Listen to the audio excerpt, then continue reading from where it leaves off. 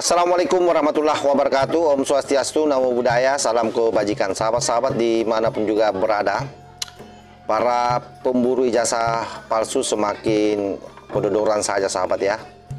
Hari ini kita melihat Rismond Sianipar kembali mengunjungi Pak Kasmujo. Sayangnya Pak Kasmujo tidak menerima respon, apalagi dia sakit. Dan di sana kita menyaksikan bagaimana dia berbaik-baik hati terhadap Pak Kasmujo. Dia membawakan es kelapa oleh istrinya Rismond Sianipar bersama dengan Mikhail, siapa itu? Mikhail Sinaga ya, yang YouTuber juga.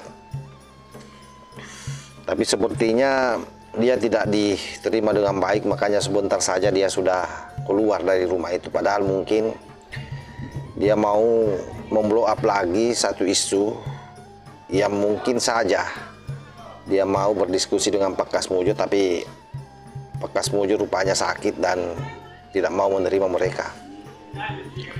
Tentu apa yang dilakukan oleh pemburu ijazah ini sebagai salah satu upaya untuk memframing pasca Rismond Sianipar mendatangi Polda DIY, karena kita tahu bahwa di sana dia melaporkan Pak Kasmujo, dia laporkan UGM, dia laporkan Pak Jokowi, tapi sampai hari ini kasusnya tidak berjalan sahabat. Nah, jadi sekali lagi bahwa ini adalah salah satu cara sebenarnya yang dilakukan oleh para pemburu ijazah ini agar tetap isunya itu hidup di media sosial. Jadi berupaya memblow up terus irisan-irisan informasi yang terkait dengan ijazah Pak Jokowi. Pak Kasmujo-nya ada Pak? Di rumah ya?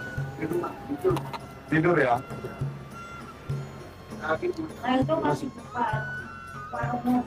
Warungnya buka? Oh, dibuka? Itu tutup? Tutup.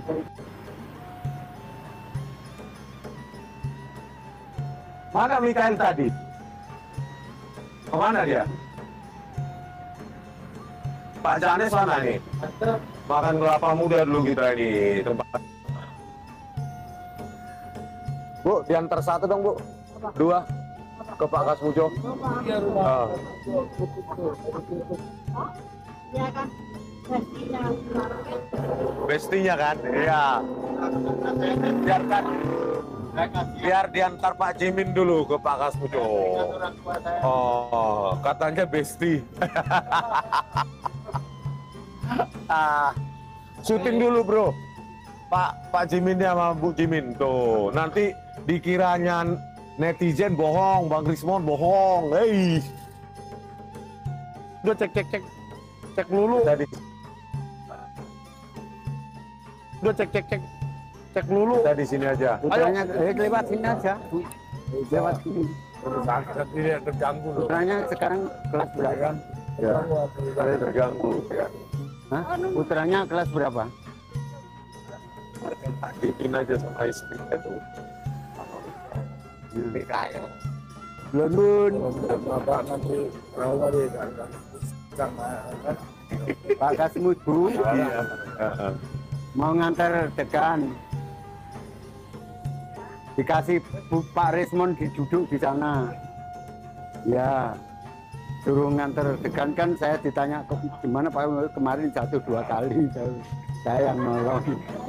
Iya Bu. Ini nyonya Rismond, ya boleh. Bapak gimana? Ya. Kita nanti ke apa? Nah, iyalah kasihan.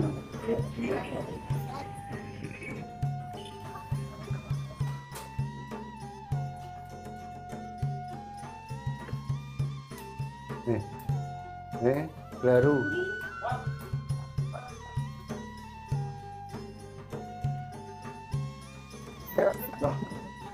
Bisa Bu ya. Bapak pripun Pak? Pak.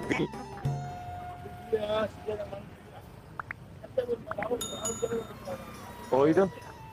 Iya di betul. Oh, ya udah.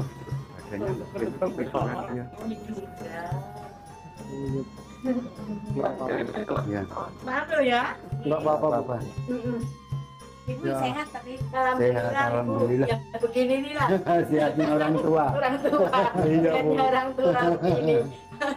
Ya. Salam buat Pak. Ya. Ya. Ya. Ini Makasih, dikasih sama Pak Rismon ya. Terima kasih. supaya sehat, gemum. Iya. Iya. Iya. Makasih Bu ya. Ya sama-sama maaf ya. Oke, Semoga nggak Pak apa-apa. Kasmujo semakin Salam. Jadi Pak. memang kelihatan bahwa para pemburu ijazah palsu ini benar-benar sudah kehilangan orientasi. Jadi serangan-serangan yang dilakukan kepada Pak Jokowi juga sudah semakin buyar, tidak sistematis. Inilah efek daripada kepanikan.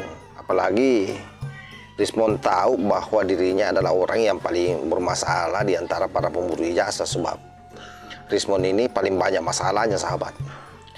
Belum lagi dia dikejar-kejar oleh pemerintah Jepang ya, karena disuruh mengembalikan beasiswa S2. Yang rupanya Rismon dulu tidak mendaftar S2, padahal dia dibiayai. Artinya uang yang masuk ke dia itu dia makan sendiri. Belum lagi di Universitas Mataram yang pernah dia jadi dosen, dan ijazah yang digunakan itu adalah ijazah S2 palsu yang dari Jepang itu, dari Yamaguchi. Jadi Rismon ini memang kena pasal berlapis. Jadi wajar kalau manuver-manuver politiknya tidak terarah, dan bahkan semakin memperburuk situasinya.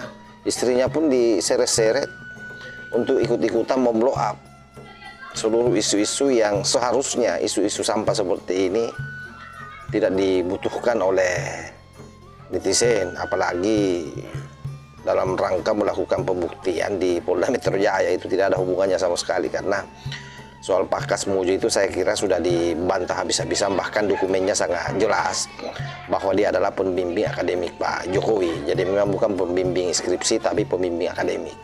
Dan itu dokumentasinya sudah ada semua, sudah diserahkan dari UGM.